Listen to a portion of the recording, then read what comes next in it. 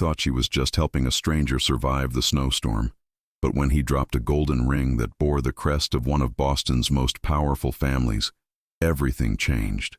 Who is this man really? And why does someone want him to stay forgotten?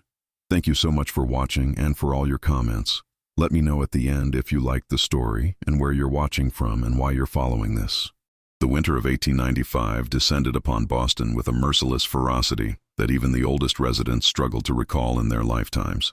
Snow fell in thick, relentless curtains, transforming the cobblestone streets into treacherous pathways of ice and shadow. Gas lamps flickered weakly against the gathering dusk, their pale light casting long, wavering shapes across the frozen landscape of Beacon Hill. Miss Charlotte Ashford pulled her wool cloak tighter around her shoulders as she stepped carefully along Chestnut Street, her breath forming small clouds in the frigid air. At 28 years of age, she possessed a striking beauty that turned heads wherever she went. Raven black hair swept elegantly beneath a fashionable hat, eyes the color of warm amber that missed nothing, and features both delicate and intelligent. But it was not her beauty that had earned her reputation throughout Boston society. It was her mind, sharp as the winter wind that now bit at her cheeks.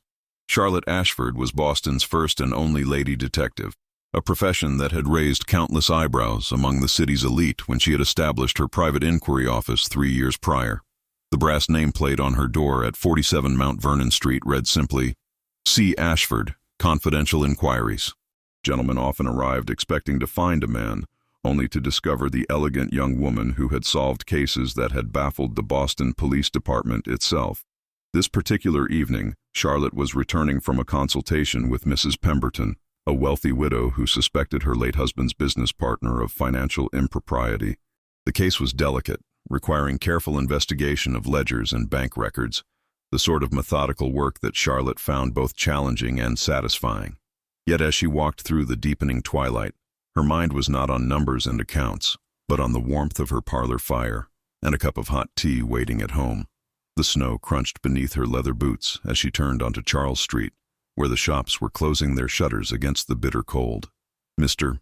Henderson, the tobacconist, tipped his hat to her as he locked his door. Mrs. Chen, who ran the small tea shop on the corner, waved from her window. Charlotte had earned respect in this neighborhood through her discretion and her results, and these small gestures of acknowledgement warmed her more than any fire could. It was then that she saw him. At first, he appeared to be nothing more than a dark heap against the iron fence of the public garden, easily mistaken for a pile of discarded rags or refuse. But as Charlotte drew closer, she recognized the unmistakable shape of a human form, huddled against the ornate metalwork in a desperate attempt to find shelter from the wind. Snow had already begun to accumulate on the figure's shoulders and head, dusting him with white like some tragic statue forgotten in winter. Charlotte's first instinct was to continue walking. Boston streets were unfortunately familiar with such scenes of poverty and desperation, particularly in this harsh winter. The city's charitable organizations did what they could, but there were always more souls in need than resources available. Yet something made her pause. Perhaps the detective's intuition that had served her so well in her profession, or perhaps simply the basic human compassion that her father had instilled in her before his death. She approached carefully, her footsteps soft on the snow-covered pavement. "Sir?" she called gently, not wishing to startle him. "Sir, are you well?" The figure stirred slightly, and Charlotte could see now that it was indeed a man, his face hidden beneath a tattered scarf and the brim of a hat that had seen far better days. His coat, once perhaps of good quality, was now threadbare and inadequate against the brutal cold. His hands, wrapped in fingerless gloves, were pressed against his chest, as if holding something precious. "Please," Charlotte said, kneeling down despite the snow that immediately began to seep through her skirts. "You cannot remain here. The temperature is dropping rapidly and you will surely freeze before morning. There is a shelter on Tremont Street, run by the Sisters of Mercy. I can direct you there, or—" The man lifted his head slightly, and Charlotte found herself looking into eyes that stopped her words mid-sentence. They were the most extraordinary shade of blue she had ever seen, like summer sky reflected in clear water. And despite the grime on his face and the obvious desperation of his circumstances, those eyes held an intelligence and depth that seemed utterly incongruous with his appearance. "I cannot go there," he said, his voice rough from cold but cultured in its tones. the accent of someone educated, someone who had known better circumstances. They asked too many questions. I cannot. I must not be found. Charlotte's detective instincts sharpened immediately. This was no ordinary vagrant fallen on hard times. There was a story here, a mystery that called to the part of her that could never resist a puzzle. Are you in danger? She asked directly, her amber eyes searching his face. Are you running from something? Someone? The man's gaze darted away, scanning the darkening street with evident anxiety. You should not be speaking to me, miss. It is not safe. For either of us. Despite his words, his body swayed slightly, and Charlotte realized he was on the verge of collapse from cold and exhaustion. Nonsense, she said firmly, making a decision that would alter the course of both their lives. You are clearly unwell, and I cannot in good conscience leave you here to perish in the snow. My lodgings are nearby. You will come with me, warm yourself by the fire, and have something hot to eat. Then, if you wish to return to the streets, I will not stop you, but at least you will have survived this night. You do not understand, the man insisted, though his resistance was weakening. If they find me with you, you will be in grave danger. I am not what I appear to be, and there are those who would. His words were cut off by a violent shiver that racked his entire frame. Charlotte stood, brushing snow from her skirts with a decisive gesture. I am not some sheltered society lady who frightens at shadows, sir. I am a private detective, and I have faced danger before. Now you have two choices. Come with me voluntarily, or I shall find a policeman to assist in moving you to somewhere warm. Either way, you are not remaining here. A ghost of a smile touched the man's cracked lips. A lady detective? How extraordinary. He attempted to stand, and Charlotte quickly moved to support him as he swayed dangerously. He was tall, very tall, and despite his current state of malnutrition and exhaustion, she could feel the strong bone structure and powerful build beneath the ragged clothing. This man had once been someone of considerable physical presence. Lean on me, Charlotte instructed, adjusting her position to better support his weight. It is only 3 blocks to my residence. Surely you can manage that distance. As she helped him take his first unsteady steps, something fell from his chest where he had been clutching it so desperately. It hit the snow with a soft sound, and Charlotte glanced down to see a flash of gold against the white. Without releasing her hold on the man, she managed to retrieve the object with her free hand. It was a ring, a gentleman's signet ring of exceptional quality. Even in the dim light of the gas lamps, Charlotte could see that it was crafted of heavy gold, its face bearing an elaborate coat of arms that she did not immediately recognize. The metal was warm, as if it had been held against the man's heart for hours. Around the inside of the band she could just make out an inscription, though the failing light made it impossible to read clearly. That is all I have left, the man said quietly, his voice thick with emotion. All that remains of who I was, before everything was taken from me. Charlotte closed her fingers around the ring, feeling its weight and the story it surely contained. Her detective's mind was already racing with questions, with theories, with the irresistible pull of a mystery that promised to be unlike any she had encountered before. She looked up at the man's profile as they walked slowly through the falling snow, noting the strong jaw beneath the stubble, the noble bone structure that no amount of dirt and deprivation could disguise. "What is your name?" she asked softly as they turned onto Mount Vernon Street, where her townhouse stood with its welcoming lights glowing in the windows. The man was silent for a long moment, and Charlotte thought perhaps he would not answer. Then, so quietly she almost missed it beneath the sound of the wind, he said, "My name is Alexander Thorne, and if you knew who I truly was, Miss Detective, you would leave me in the snow and never look back." Charlotte felt a shiver run through her that had nothing to do with the cold. She helped him up the steps to her door, the ring still warm in her palm, and wondered what forces of fate had brought this mysterious man across her path on this frozen winter evening. As she turned the key in the lock and guided him into the warmth of her entrance hall, she knew with absolute certainty that her life had just taken an unexpected turn.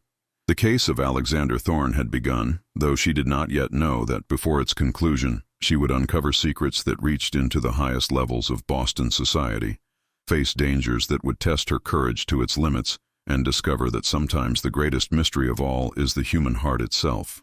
Behind them, the snow continued to fall on the empty street, already covering their footprints, erasing all evidence that they had ever passed that way. In the gathering darkness, a figure stepped out from behind a nearby carriage, watched Charlotte's door close, and melted back into the shadows with a grim expression of determination. The hunt was not over. It had merely changed locations.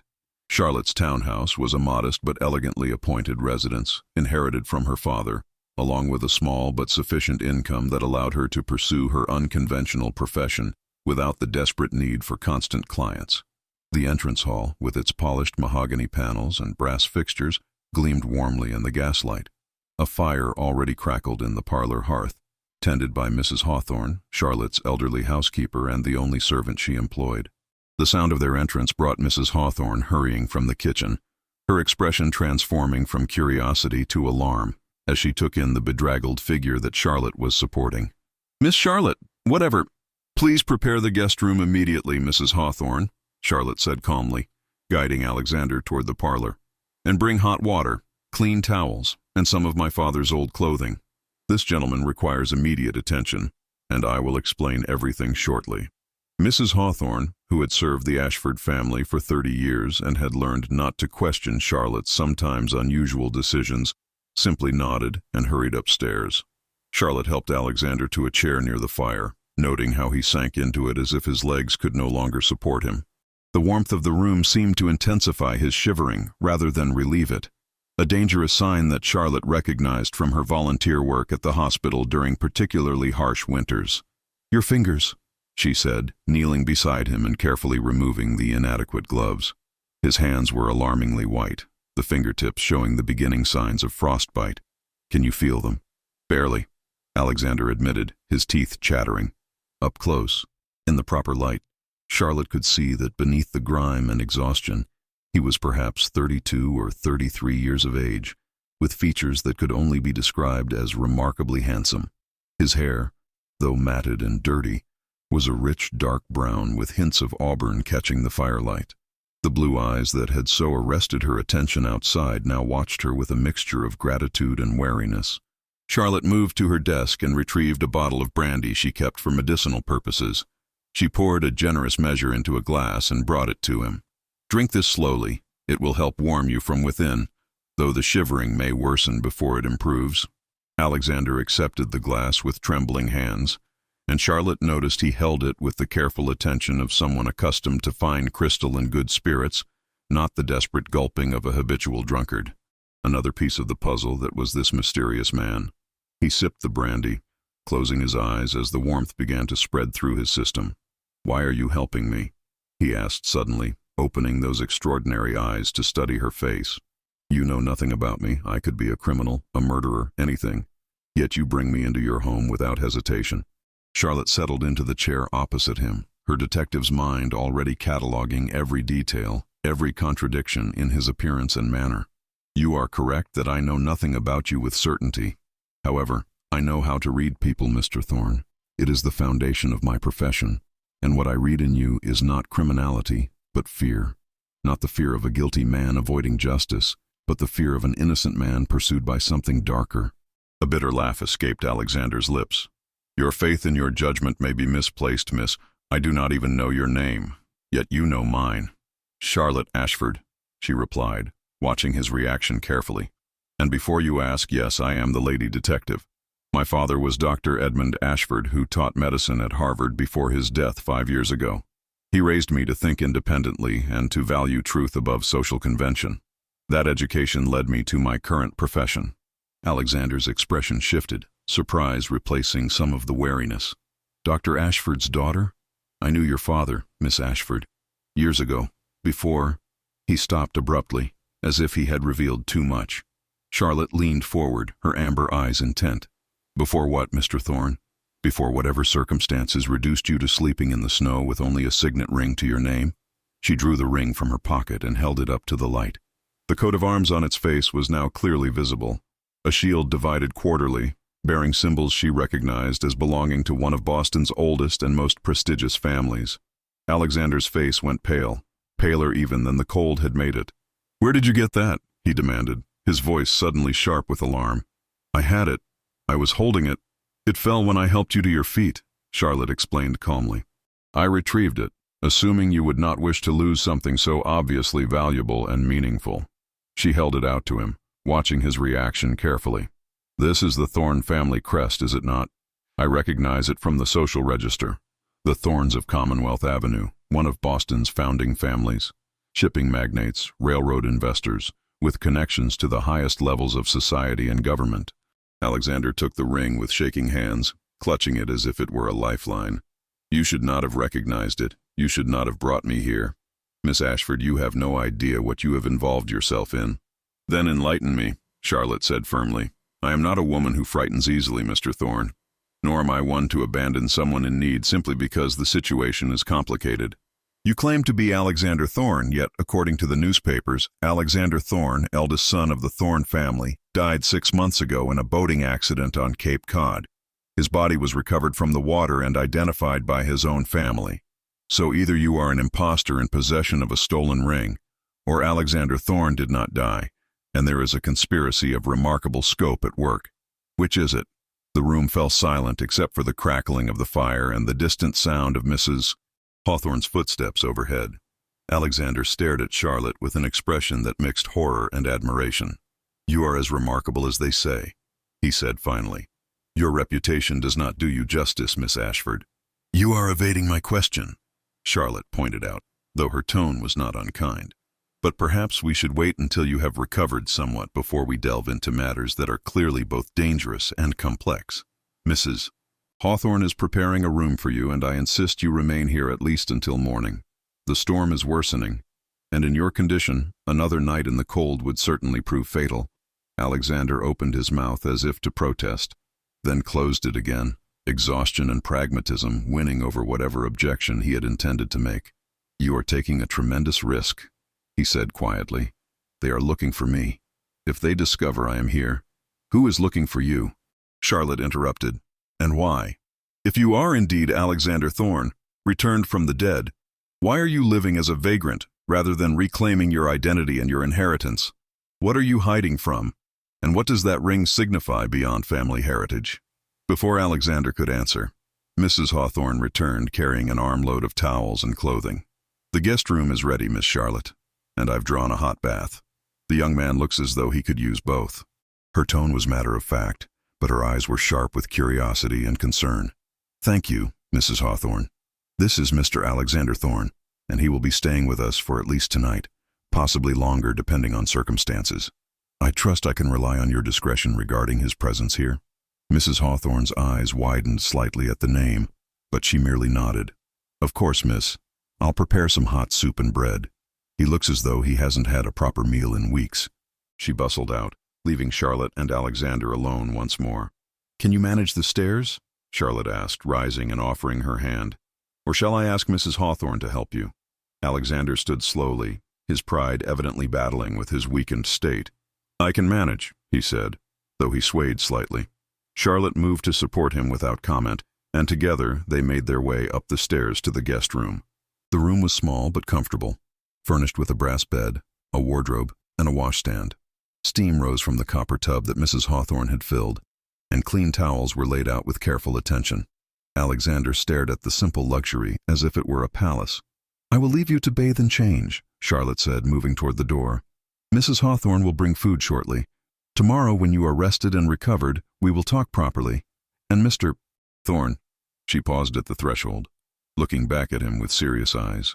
Whatever trouble you are in, whatever danger you face, you are safe here tonight. I give you my word on that. Alexander's throat worked as if he were struggling with strong emotion. Why? He asked again, his voice barely above a whisper. Why would you risk so much for a stranger? Charlotte considered the question for a moment, thinking of her father and the principles he had instilled in her, of the cases she had solved and the justice she had helped achieve, of the deep-seated belief that truth mattered more than comfort or safety. Because it is the right thing to do, she said simply, and because I suspect that uncovering your story may lead to truths that need to be brought to light. Sleep well, Mr. Thorne. Tomorrow we begin unraveling this mystery properly. She closed the door softly behind her and stood in the hallway for a moment, her mind racing with questions and possibilities. The signet ring, the alleged death 6 months prior, The obvious education and breeding despite the vagrant appearance, the fear of being found. All of it pointed to something far larger and more dangerous than a simple case of mistaken identity. Charlotte descended the stairs to find Mrs. Hawthorne waiting in the parlor, her face grave with concern. "Miss Charlotte, that man upstairs, if he really is Alexander Thorne, then he's supposedly dead and buried in Mount Auburn Cemetery. And if he's not, then he's playing a very dangerous game. Either way, harboring him here could bring trouble of a kind you've never faced before." "I know," Charlotte acknowledged, moving to the window and gazing out at the snow-covered street. The storm had intensified, the wind driving the snow in swirling patterns beneath the gas lamps. "But I cannot turn him away, Mrs. Hawthorne. There is something in his eyes, something that speaks of innocence and terrible injustice. If Alexander Thorne is alive, then who is buried in his grave, and who benefits from the world believing him dead?" Mrs. Hawthorne shook her head but said nothing more. She had learned years ago that when Charlotte Ashford set her mind to investigating something, there was no dissuading her. The housekeeper simply went to prepare the promised soup, muttering under her breath about stubborn young women and the trouble that came from being too clever for one's own good. Charlotte remained at the window, her fingers unconsciously tracing the smooth surface of the glass as her mind worked through the puzzle. The Thorne family was one of Boston's most powerful, with connections to banking, shipping, and politics that stretched from Massachusetts to Washington. If there was indeed a conspiracy surrounding Alexander Thorne's supposed death, it would require resources and influence of considerable magnitude to maintain. A movement in the street below caught her attention. A figure stood across the way, partially concealed in the shadows between two gas lamps, apparently watching her house despite the brutal weather. Charlotte's breath caught. The figure was tall, wearing a long dark coat and a hat pulled low, but there was something in the posture, in the way it stood so still and focused, that sent a chill through her that had nothing to do with the cold outside. She stepped back from the window quickly, her heart racing. Alexander had been right to warn her. Someone was indeed watching, and by bringing him here she had placed herself directly in the path of whatever dangerous forces had driven him to the streets. The figure remained motionless for several more minutes, then turned and disappeared into the swirling snow, leaving no trace. Charlotte stood in the darkened parlor, her mind made up. Whatever conspiracy surrounded Alexander Thorne, whatever secrets that signet ring held, she would uncover them. It was what she did, who she was, and if there was danger involved, then she would face it as she had faced every challenge in her unconventional life, with intelligence, courage, and an unwavering commitment to truth. Upstairs, she could hear the faint sounds of Alexander moving about in the guest room. Tomorrow would bring revelations, she was certain. Tomorrow they would begin to piece together the puzzle of his alleged death and the reason someone wanted the world to believe Alexander Thorne no longer existed. But tonight, for just this one night, a man who had lost everything would sleep in warmth and safety, and Charlotte Ashford would stand guard over the mystery that had literally fallen into her path through the winter snow.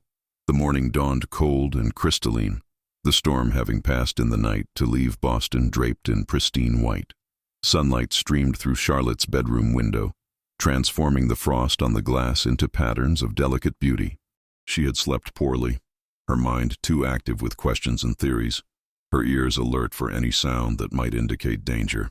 But the night had passed without incident, and now she rose to face whatever revelations the day would bring. She dressed carefully in a practical wool dress of deep burgundy, pinning her dark hair into a neat chignon that spoke of efficiency rather than vanity. As a lady detective, Charlotte had learned that her appearance must strike a balance, feminine enough not to offend society's sensibilities, but practical enough to be taken seriously in her profession. She fastened a cameo brooch at her throat, a gift from her father, and descended to find Mrs. Hawthorne already preparing breakfast in the kitchen. "He's awake," the housekeeper said without preamble, her hands busy with eggs and bread. "I heard him stirring about an hour ago. Gave him some hot water for washing and told him breakfast would be ready shortly. Miss Charlotte, he looks a different man entirely when cleaned up. Quite handsome, if I may say so." Charlotte felt an unexpected warmth in her cheeks at this observation, but kept her voice steady. "His appearance is irrelevant, Mrs. Hawthorne. What matters is the truth of his situation and how we can help resolve it safely." "Of course, Mrs. Hawthorne replied, though her knowing smile suggested she understood more than Charlotte wished to acknowledge. "I've set breakfast for 2 in the dining room. Best you speak with him privately." When Charlotte entered the dining room, she found Alexander already there, standing at the window and gazing out at the snow-covered street, much as she had done the previous night. Mrs. Hawthorne had been correct. The transformation was remarkable. Bathed, shaved, and dressed in her father's clothing, which fit him surprisingly well despite Alexander being slightly taller and broader in the shoulders, he looked every inch the gentleman he had claimed to be. His dark hair, clean and brushed, showed those auburn highlights more prominently in the morning sun. The blue eyes that turned to greet her were clear and alert, though shadows beneath them spoke of his own restless night. "Miss Ashford," he said, inclining his head in a gesture that was innately graceful, "I owe you an enormous debt of gratitude. You saved my life last night, quite literally. I am not certain how I can ever repay such kindness." "You can repay it with truth," Charlotte replied, gesturing for him to sit as Mrs. Hawthorne brought in a tray laden with eggs, toast, bacon, and steaming coffee. "I think it is time you told me the complete story, Mr. Thorne. Who you are, what happened 6 months ago, and why you have been living in the streets rather than reclaiming your identity."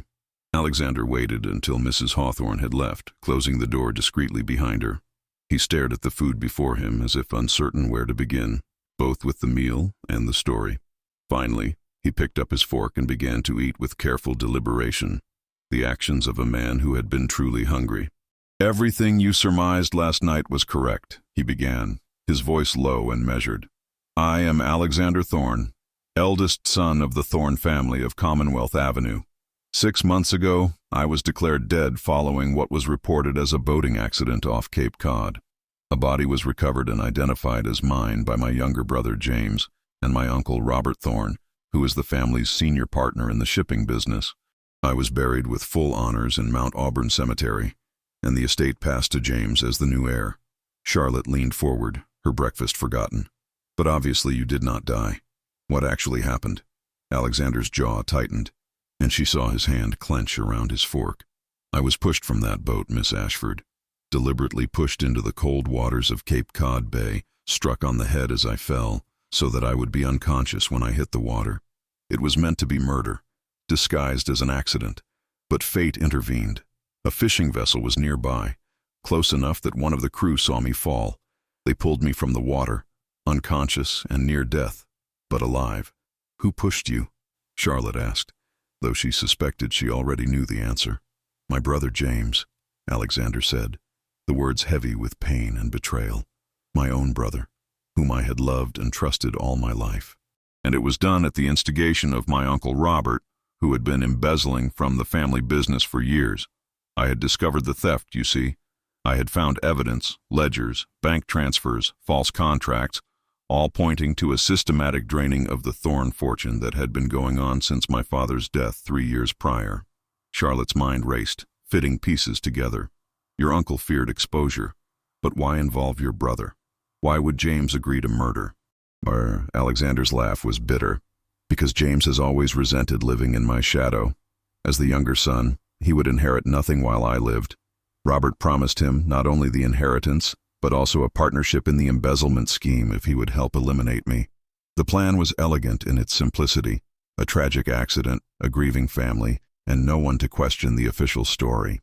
They even had a body ready, some unfortunate soul of similar build who had died by other means, which they placed in the water to be recovered and identified as me. But you survived," Charlotte said softly. "And you have spent the past 6 months doing what exactly? Why not go to the authorities immediately? Why allow your family to believe you dead?" Alexander rose and began to pace, his agitation evident. "Because I was weak, Miss Ashford.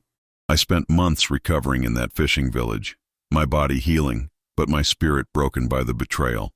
When I was finally strong enough to travel, I returned to Boston in secret, trying to gather more evidence, trying to find someone I could trust with my story. But Robert has connections everywhere, in the police department, in the courts, in the newspapers. Who would believe me, a man supposedly dead, over the word of one of Boston's most respected businessmen?"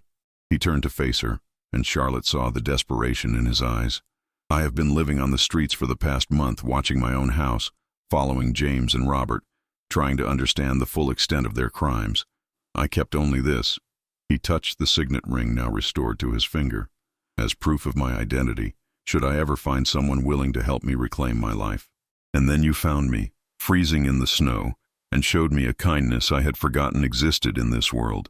Charlotte stood and moved to where he stood, her amber eyes meeting his blue ones with steady conviction. Then we shall prove your identity and expose their crimes, Mr. Thorne. Together. I am not without resources or connections of my own, and I have never yet failed to solve a case I have undertaken. It is dangerous, Alexander warned, but there was hope kindling in his expression. Robert will stop at nothing to protect his secret. If he learns I am alive and in your home, he already suspects. Charlotte interrupted and told him about the figure she had seen watching the house the previous night. We must assume we are being observed, which means we must be strategic in how we proceed. But I have an idea, Mr. Thorne, a way to gather the evidence we need while keeping you safe and hidden. She moved to her desk and began writing rapidly on a sheet of paper. My friend, Mr. Daniel Whitmore, is an attorney with the firm of Whitmore & Associates. He is both honest and brave, two qualities that are sometimes mutually exclusive in that profession. More importantly, he owes me a considerable debt. I solved a case 2 years ago that saved his family from financial ruin. He will help us, I am certain of it.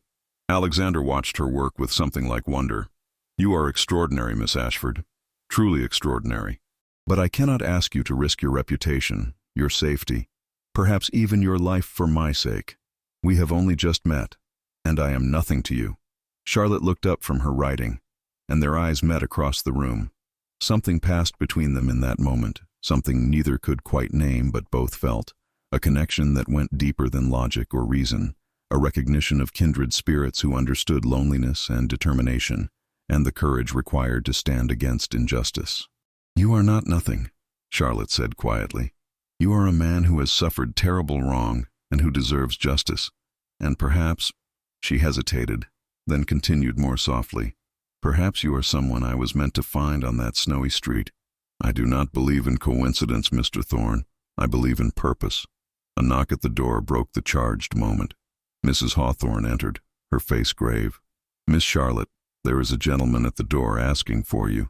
He says his name is Robert Thorne, and he has come on a matter of urgent business regarding a missing person investigation. The color drained from Alexander's face. He knows I'm here. How could he possibly know? Charlotte's mind worked rapidly. He suspects, but does not know for certain.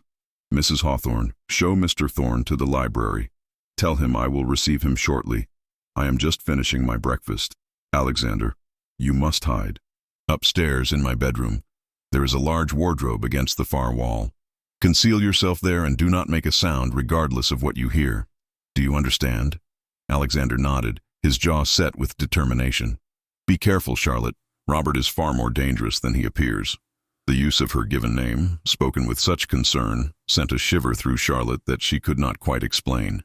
She watched him leave quickly through the rear door that connected the dining room to the back stairs, then took a moment to compose herself. When she finally entered the library, she was the picture of professional courtesy. Robert Thorne was a man of perhaps 50 years, distinguished in appearance with iron-gray hair and cold hazel eyes that assessed everything with calculation. He wore an expensive suit and carried himself with the confidence of someone accustomed to power and deference. When Charlotte entered, he rose and offered a smile that did not reach his eyes. Miss Ashford, thank you for seeing me without an appointment. I apologize for the intrusion, but I find myself in need of your particular services. Please sit, Charlotte said, taking her own seat behind her father's old desk, which she had claimed as her own. You mentioned a missing person investigation. Robert settled into his chair with the ease of a man conducting a business transaction.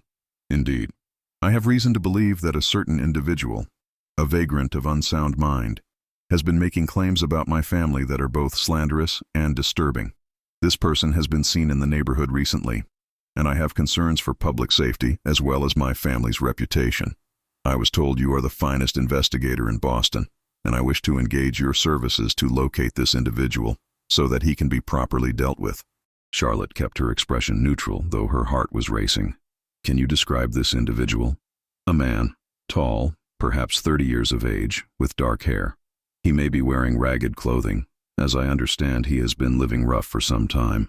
Most distinctively, he may be carrying or wearing a gold signet ring bearing the Thorne family crest, which was stolen from my nephew's grave some weeks ago.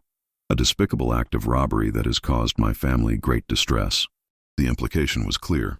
Robert was establishing a narrative in which Alexander was nothing more than a grave robber and madman. Charlotte felt anger rise within her but kept her voice calm and professional. And if I were to locate this individual, what would you wish me to do? Contact me immediately, Robert said, producing a card with his details. Do not approach him yourself, Miss Ashford. As I said, he is disturbed and potentially violent. There will be a substantial reward for information leading to his apprehension. Shall we say $500? It was an enormous sum, enough to tempt many people to overlook their scruples.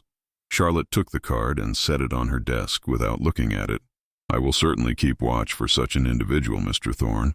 However, I must ask, do you have proof that this person is dangerous? Has he actually threatened anyone or committed any crime beyond the alleged theft of the ring? Robert's eyes hardened slightly. He has been making wild claims about my family, Miss Ashford. Claims that my nephew, Alexander, who tragically drowned 6 months ago, is somehow still alive. Such fantasies are not only hurtful to my grieving family, but suggest a dangerous detachment from reality. Surely you can understand our concern. Of course, Charlotte said smoothly. Grief can indeed drive people to desperate beliefs. I will make inquiries and contact you should I learn anything. Is there anything else you wish to discuss? Robert studied her for a long moment, and Charlotte had the distinct impression he was trying to determine if she knew more than she was revealing. Finally he stood, adjusting his coat with careful precision. Only this, Miss Ashford. You have built an admirable reputation in this city, one that many young women in your position would envy. It would be unfortunate if you were to damage that reputation by associating with the wrong sort of people, or involving yourself in matters that are best left to those with proper authority. Do you take my meaning? The threat was barely veiled, but Charlotte met his gaze without flinching. I always take meaning from conversations, Mr. Thorne. It is part of my profession. I shall contact you if I learn anything relevant to your inquiry. Good day. After Robert had left, Charlotte remained seated for several minutes, ensuring he had truly departed before going upstairs to release Alexander from his hiding place. She found him emerging from the wardrobe, his face a mixture of relief and anger.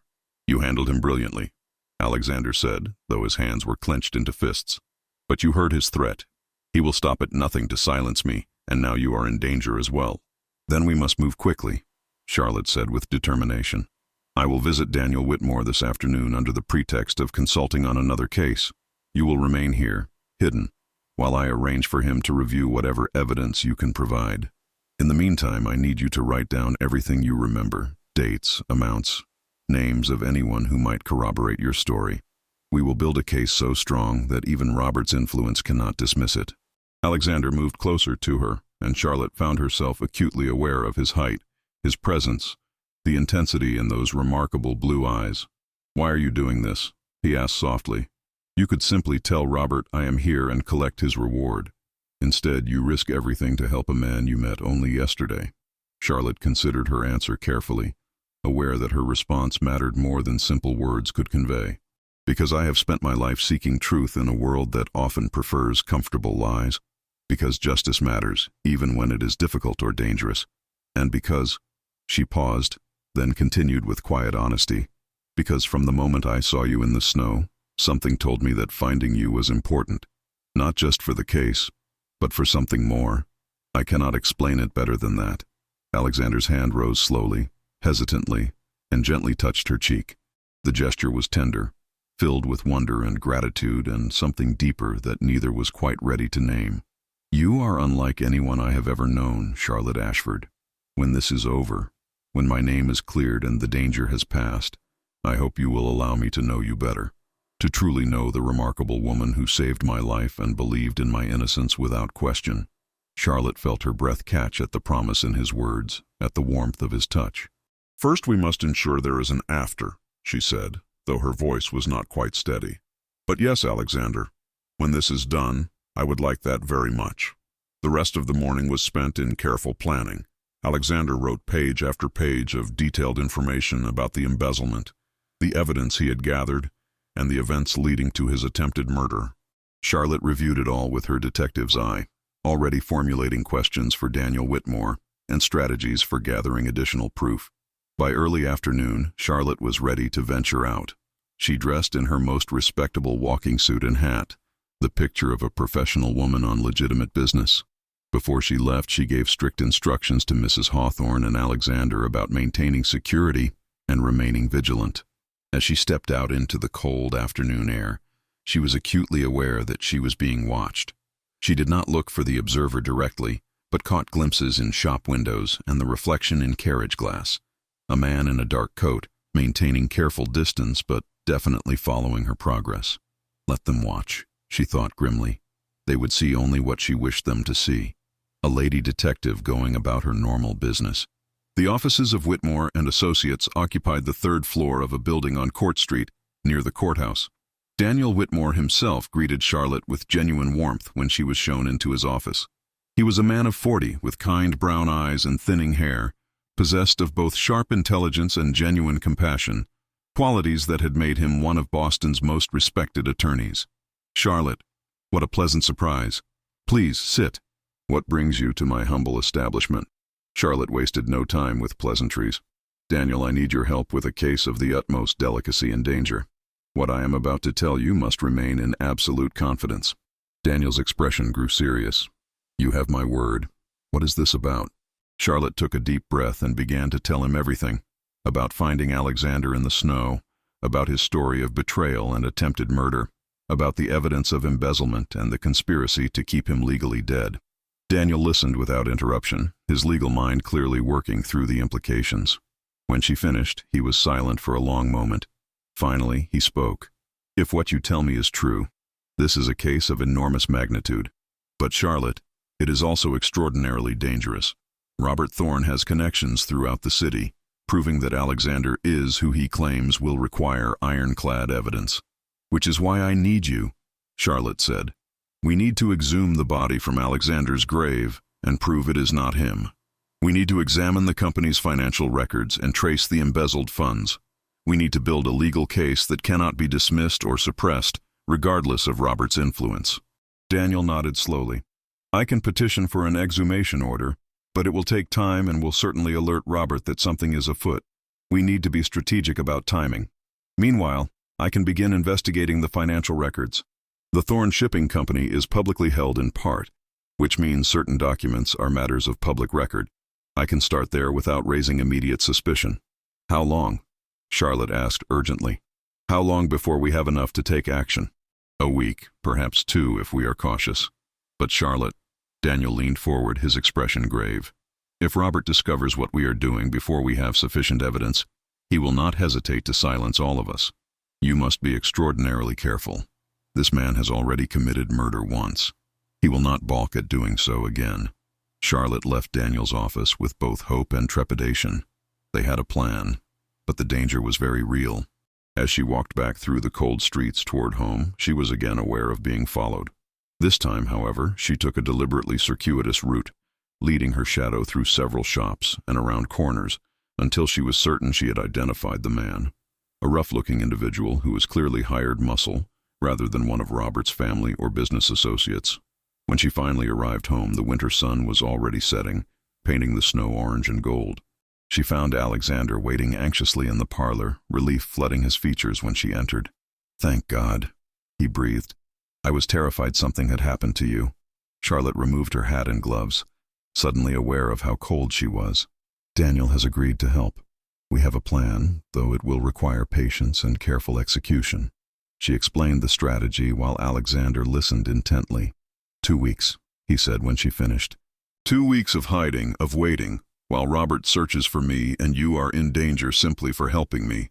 2 weeks to build a case that will restore your life and bring criminals to justice," Charlotte corrected. "It is worth the wait, Alexander. And as for the danger," she smiled slightly, "I have faced worse in my career, I assure you." Alexander crossed the room to stand before her, and Charlotte felt that strange connection again, that sense that something profound was happening between them that went beyond the circumstances of their meeting. "You are the bravest person I have ever known," he said softly. and I begin to think that perhaps being pushed from that boat, terrible as it was somehow meant to happen, because it led me to you." Charlotte felt her heart beating faster. "That is a remarkably philosophical view of nearly being murdered." "Perhaps," Alexander said, and then he smiled, a real, genuine smile that transformed his face and reminded Charlotte of who he must have been before betrayal and hardship had marked him. "But I find I cannot regret any path that ends with meeting Charlotte Ashford, lady detective and savior of lost causes." "You are not a lost cause," Charlotte said firmly. "You are a man who will have his justice and his life restored. I promise you this, Alexander Thorne." As night fell on that second day, the two of them sat together in the parlor, planning and strategizing, two brilliant minds working in harmony toward a common goal. And though neither spoke of it aloud, both were aware that something was growing between them, an attachment that went deeper than gratitude or professional alliance, a connection of souls that promised something neither had expected to find. Outside, the watcher in the street maintained his vigil, and in his study on Commonwealth Avenue, Robert Thorne sat plotting his next move, aware that his carefully constructed lies were beginning to unravel. The game was afoot, and the next 2 weeks would determine whether justice or corruption would prevail. But in Charlotte's warm parlor, hope burned as brightly as the fire in the hearth, and two people who had been alone began to discover they no longer had to face the world's dangers in isolation. The following 10 days passed in a peculiar tension between fear and domesticity, danger and unexpected joy. Alexander remained hidden in Charlotte's townhouse, spending his days writing detailed accounts of the embezzlement and his nights in long conversations with Charlotte that ranged from the case to philosophy, literature, and the dreams they had once held for their lives. Mrs. Hawthorne, ever practical, accepted the unusual situation with remarkable equanimity, though Charlotte often caught her watching the two of them with a knowing smile that suggested the housekeeper saw more than either principal wished to acknowledge. Charlotte continued her normal professional activities to avoid suspicion, taking on small cases and maintaining her regular schedule.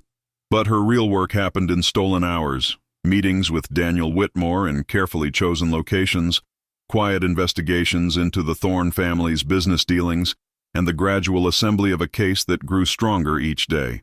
Daniel had proven invaluable.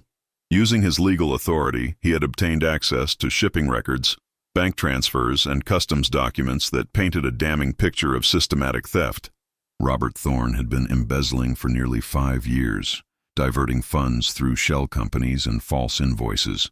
The total sum exceeded $200,000, a fortune that would have eventually bankrupted the family business entirely. "The exhumation order has been approved," Daniel told Charlotte during one of their clandestine meetings in a small cafe on Boylston Street.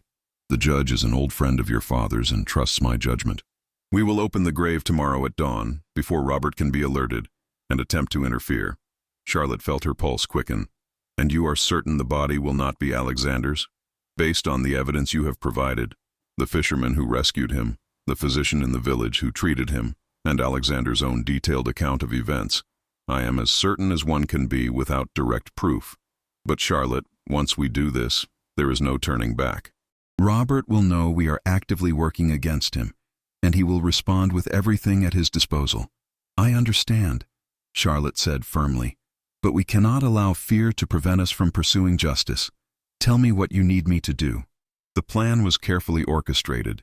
Daniel would be present at the exhumation with a physician he trusted, Dr. Samuel Morrison, who had no connections to the Thorne family. They would document everything meticulously, establishing beyond doubt that the body in Alexander's grave was not Alexander himself. Meanwhile, Charlotte would keep Alexander safe and hidden, ready to reveal him at precisely the right moment. That evening, Charlotte found Alexander standing at the window of her study, staring out at the gaslit street with an expression of profound melancholy. Over the past days, she had come to know this man, not just the facts of his case, but the essence of who he was. She knew that he loved poetry, particularly Wordsworth and Keats. She knew he had once dreamed of being a teacher rather than a businessman, but duty to his family had superseded personal desire.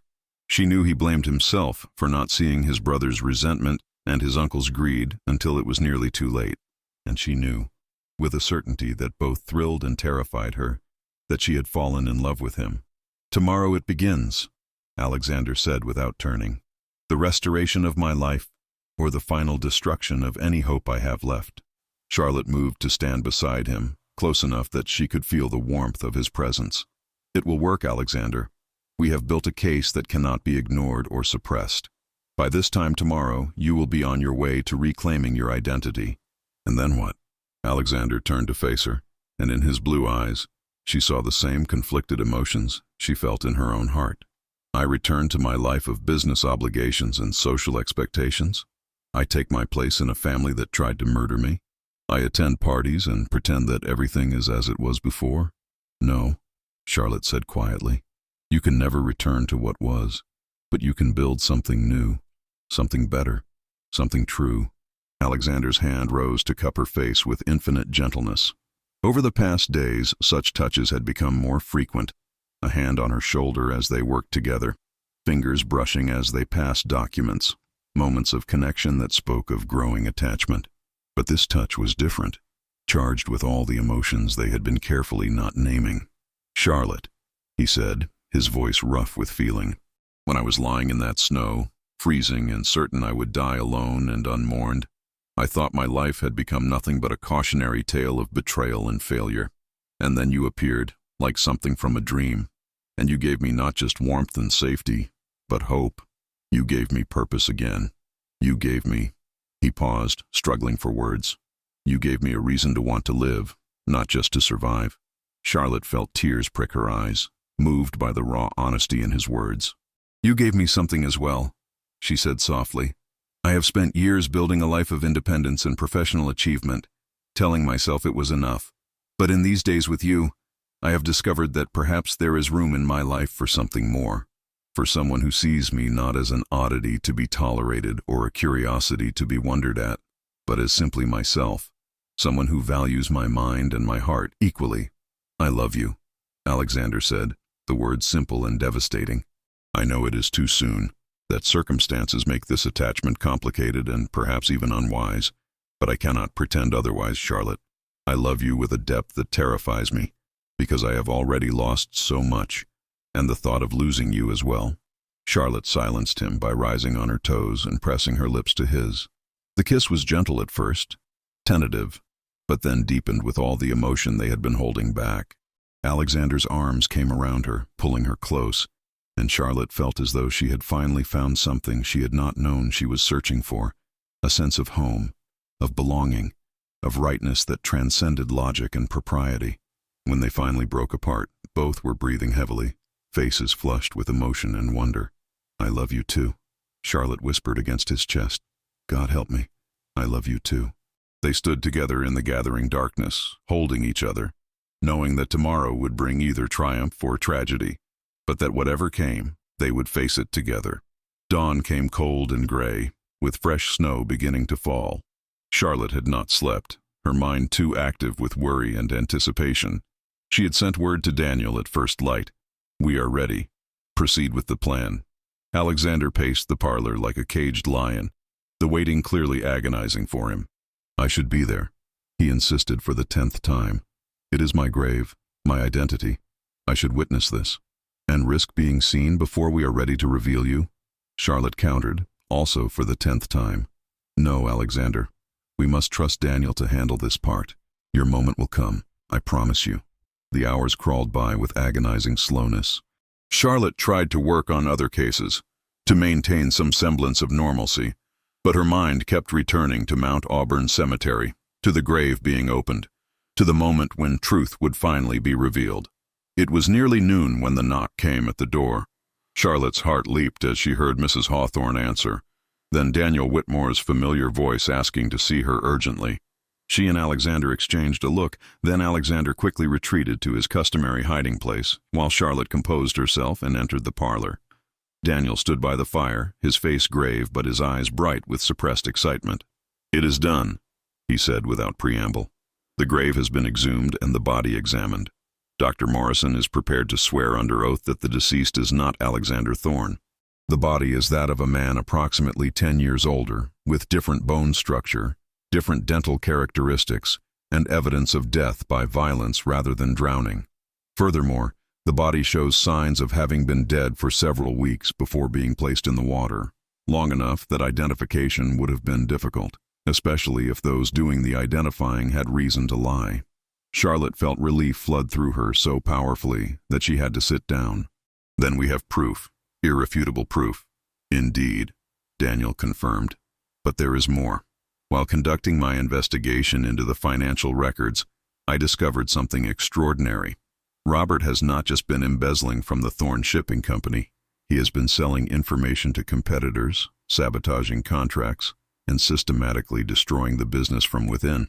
When confronted with Alexander's suspicions 6 months ago, he realized that murder was not just about protecting his theft, but about maintaining control of a company he planned to dismantle and sell off piece by piece.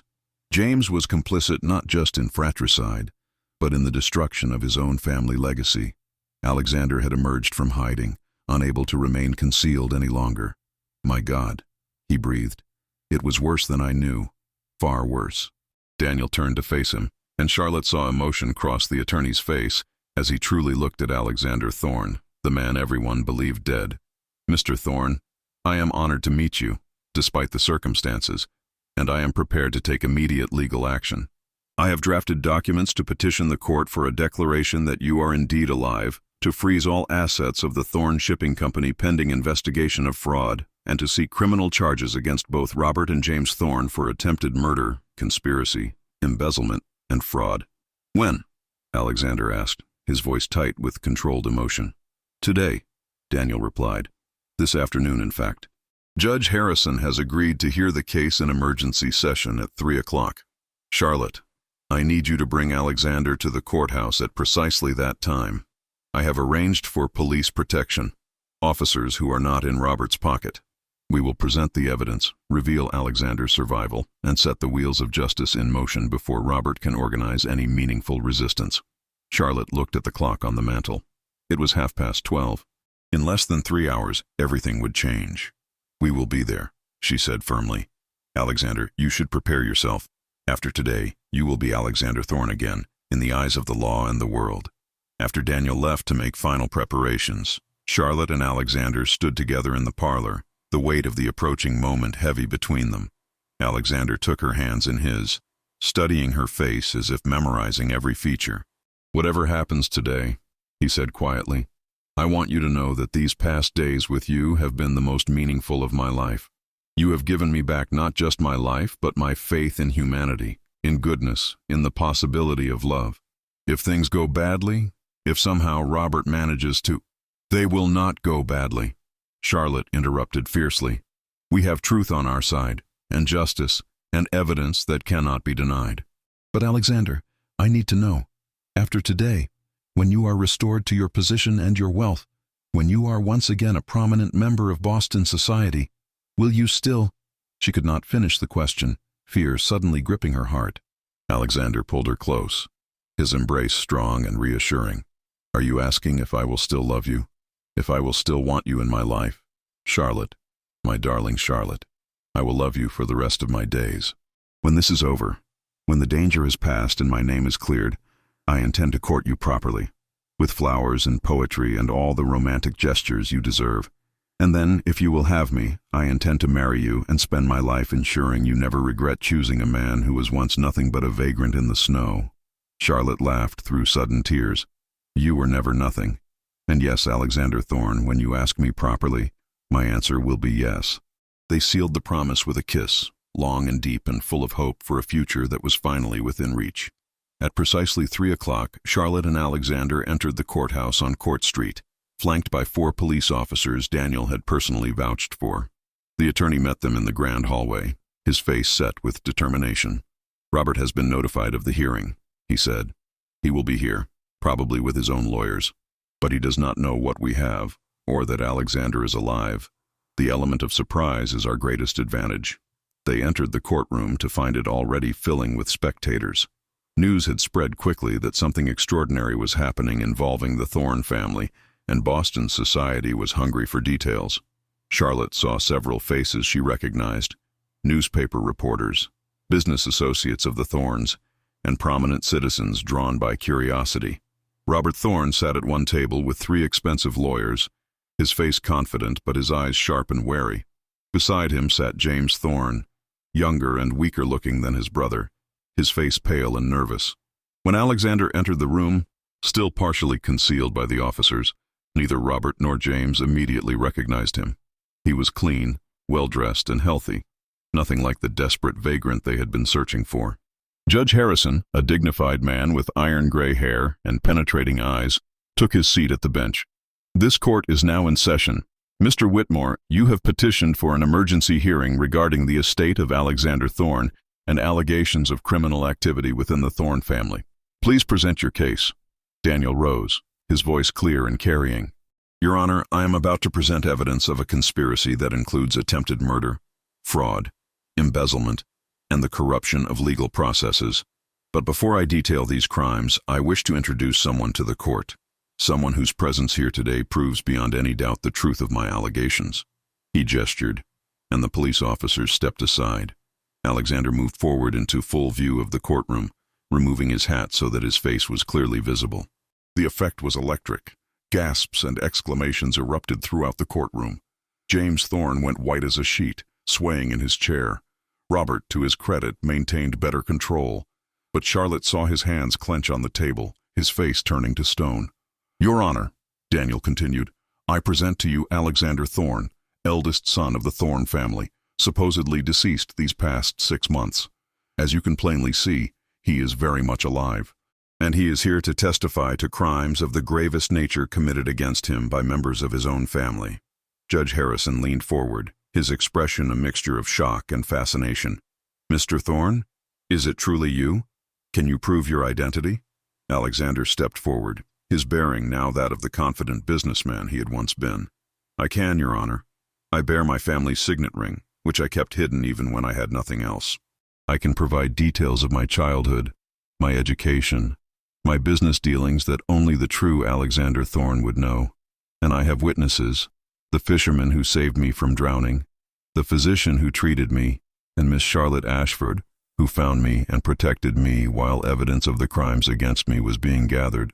The next 2 hours were a whirlwind of testimony and evidence. Alexander recounted the entire story, his discovery of the embezzlement, his confrontation with Robert, the boating trip that ended with James pushing him into the sea. Daniel presented the financial records showing years of systematic theft. Dr. Morrison testified about the exhumation and his findings. The fisherman, brought to Boston at Daniel's expense, described rescuing an unconscious man from the waters of Cape Cod. Charlotte herself testified, describing how she had found Alexander and the subsequent investigation. As she spoke, she was acutely aware of Alexander's eyes on her, proud and loving, and of Robert's gaze, cold and calculating even in the face of overwhelming evidence. Robert's lawyers attempted to raise objections, to claim mistaken identity or conspiracy, but each argument crumbled against the mountain of proof. Finally, Judge Harrison called for order. I have heard enough, he declared. The evidence is clear and convincing. This court declares that Alexander Thorne is indeed alive, and that the death certificate filed 6 months ago was fraudulent. Furthermore, based on the testimony and evidence presented, I am ordering the immediate arrest of Robert Thorne and James Thorne on charges of attempted murder, conspiracy to commit murder, fraud, and embezzlement. All assets of the Thorne Shipping Company are frozen pending a full investigation. Mr. Alexander Thorne, your identity and your rights are hereby restored. As the bailiffs moved to arrest Robert and James, chaos erupted in the courtroom. Robert stood, his face twisted with rage, pointing at Alexander. You fool! You sentimental fool! The business was dying anyway. I was trying to salvage what I could before it all collapsed. You would have run it into the ground with your idealism and your ethics. I did what was necessary. You tried to murder me. Alexander shot back, his voice ringing with righteous anger. Your own nephew. You corrupted my brother and turned him into a fratricide. You betrayed everything my father built. And for what? Money? There is no amount of wealth worth the cost of what you have done. James, weeping openly, turned to his brother. Alexander, I am so sorry. I was weak, jealous, and he played on those weaknesses. I have lived in hell these past months knowing what I had done. I deserve whatever punishment comes. Alexander's face was hard. You do deserve punishment, James. But unlike you and Robert, I will let justice take its course through proper legal channels. You will face trial, and a jury will decide your fate. As the Thorne men were led away in chains, the courtroom slowly emptied. Charlotte found herself standing with Alexander and Daniel, the three of them exhausted but triumphant. "It is over," Daniel said, clasping Alexander's hand. "Your nightmare is over, my friend. Justice has prevailed." Alexander turned to Charlotte, and in his eyes she saw not just relief but joy, pure, uncomplicated joy. "Thanks to you," he said, taking her hand. "Thanks to your courage and brilliance and your unwillingness to walk past a stranger in need." The days that followed were a blur of legal proceedings, newspaper interviews, and social rehabilitation. The story of Alexander Thorne's return from the dead became the sensation of Boston society. Charlotte found herself thrust into the spotlight as well, her role in solving the case cementing her reputation as the finest detective in the city. But more importantly, she found herself courted by Alexander Thorne with all the romance and devotion he had promised. He appeared at her door with flowers, roses, her favorite. He took her to concerts and dinners, to walks in the public garden where they had first met. He read her poetry and talked of his plans to reform the family business, to make it something ethical and good. 2 months after that momentous day in court, on a spring evening when the last snow had finally melted and crocuses were beginning to bloom, Alexander came to Charlotte's townhouse with a purpose she immediately recognized. He found her in the parlor, and after sending Mrs. Hawthorne away with a knowing smile, he took both her hands and knelt before her. "Charlotte Ashford," he said, his voice steady despite the emotion in his eyes. "You saved my life in every way a person can be saved. You gave me hope when I had none, courage when I was ready to surrender, and love when I thought I would never feel it again. You are the most extraordinary woman I have ever known. Brilliant, brave, compassionate, and beautiful in both spirit and form. I cannot imagine facing the future without you beside me. Will you do me the tremendous honor of becoming my wife?" Charlotte felt tears streaming down her face, but they were tears of pure happiness. "Yes," she said, pulling him to his feet so she could kiss him properly. "Yes, Alexander, with all my heart. Yes." They were married 6 weeks later in a ceremony that was elegant but intimate, attended by Daniel Whitmore, Mrs. Hawthorne, and a small circle of friends who had supported them through the ordeal. Charlotte wore a gown of ivory silk, and Alexander wore his father's wedding suit, restored and cleaned. When they exchanged vows, promising to love and honor each other for all their days, there was not a dry eye in the church. The wedding was followed by a reception at the newly renovated Thorne Mansion on Commonwealth Avenue. Alexander had transformed the house from the cold, formal place it had been into a warm home filled with books and art and spaces designed for both intellectual pursuits and comfortable living. He had also established a foundation in his father's name to support education and charitable work throughout Boston. As for Charlotte, she continued her detective work, now with Alexander as an occasional partner on cases that required both investigative skill and business acumen. They made a formidable team, solving mysteries and righting wrongs throughout the city. Charlotte Ashford Thorne became even more famous than Charlotte Ashford had been, though she never allowed marriage to diminish her professional identity or independence. On their first anniversary, as they stood together in the public garden near the fence where Charlotte had first found Alexander in the snow, he pulled her close and whispered, "Do you remember what you said to me that first night? That you did not believe in coincidence but in purpose?" "I remember," Charlotte replied, resting her head against his chest and listening to the steady beat of his heart. "You were right," Alexander said softly. "Everything that happened, the betrayal, the attempt on my life, the months of hardship, all of it was terrible and painful, but it led me to you, and I would endure it all again for the gift of loving you and being loved by you." Charlotte looked up at him, at the face she had come to know better than her own, and smiled. "Then perhaps we should be grateful even for the darkness, because it led us to the light, to each other, to this love that has transformed both our lives." They kissed there in the garden, two people who had found each other against all odds, who had fought for justice and truth, and won not just a legal victory, but something far more precious, a love that would sustain them through all the years to come.